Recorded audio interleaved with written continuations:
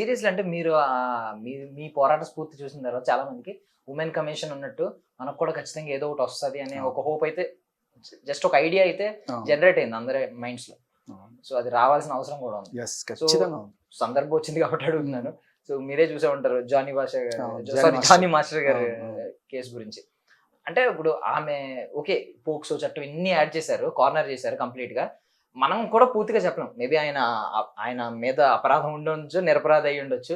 But ఒక ఆమె 5 సంవత్సరాల క్రితం 6 సంవత్సరాల క్రితం మొదలైన ఆ సెక్షువల్ యాక్ట్ ని, ఆ రేప్ ని ఇప్పటి వరకు ప్రొలాంగ్ ఎందుకు చేసుకుంటూ వచ్చింది? ఆమె మేజర్ అయ్యి 3 years అయిపోతుంది, ఇప్పటి వరకు ఎందుకు మాట్లాడలేదు? ఇప్పుడు ఎందుకు మాట్లాడుతుంది? ఇమీడియట్ గా వెంటనే మన మీడియా కావచ్చు, అన్ని కావచ్చు, కార్నర్ చేస్తారు. ఏం సో ఈ కేసుని మీరు ఎలా చూస్తున్నారు? బయటకు వచ్చినారు.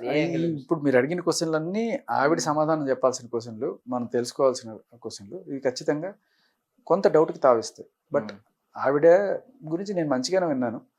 సో లెట్స్ హోప్ ఆవిడ దగ్గర నుంచి ఏమైనా ఆన్సర్ వస్తుందేమో అనేది.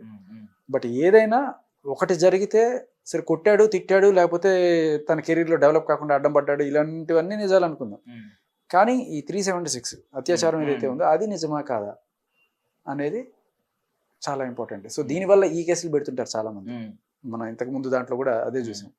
సో మేబీ ఇలా చట్టాలను మిస్యూజ్ చేస్తున్నారు అనేది మీరు ఎప్పుడన్నా గమనించారా?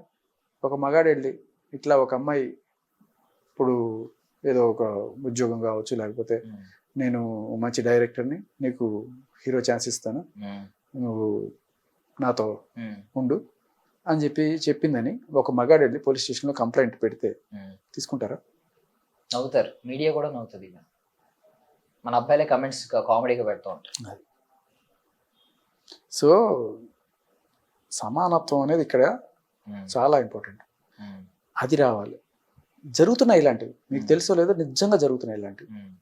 కానీ మగాడికి చెప్పుకునే స్కోపే లేదు, వినేవాడు కూడా లేడు.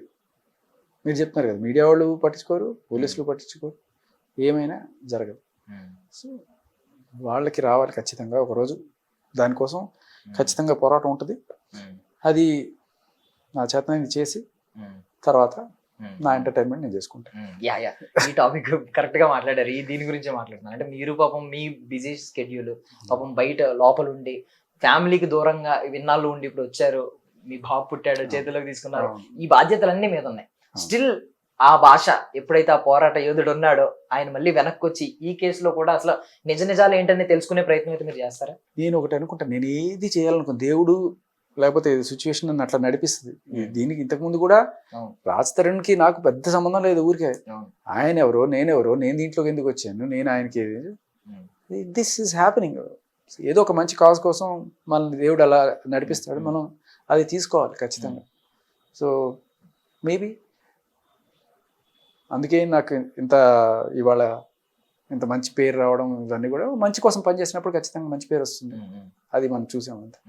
సో మా చిన్న బ్రెయిన్స్ కి నేను కొన్ని అబ్జర్వ్ చేశాను. మీరు దిగిన తర్వాత రంగంలోకి మీరు చాలా అబ్జర్వ్ చేయగలుగుతారు.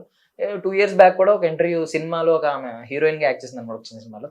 అప్పుడు ఇంటర్వ్యూ ఈయన చేశారు, ఇద్దరు ఇంటర్వ్యూ చేసుకున్నారు. మీరు హీరోయిన్ గా ఉండడం బాగుందా, అసిస్టెంట్ కొరియోగ్రాఫర్ గా నచ్చిందా అంటే, టఫ్ క్వశ్చన్. బట్ నాకు అసిస్టెంట్ కొరియోగ్రాఫర్ నచ్చింది, మీ దగ్గర చేయడం చాలా నాకు ఇంపార్టెంట్, చాలా నేర్చుకున్నాను, లేకపోతే ఏమొద్దు, నాకు అదే కావాలి మెయిన్ థింగ్ అని ఆమె. అది వీడియో కూడా రన్నింగ్ లో ఇప్పుడు ట్రెండ్ అవుతూ ఉంది.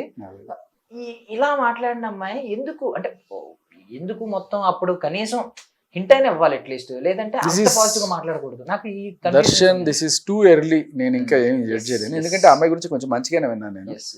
అండ్ జానీ మాస్టర్ గురించి కూడా నాకు మంచిగానే తెలుసు.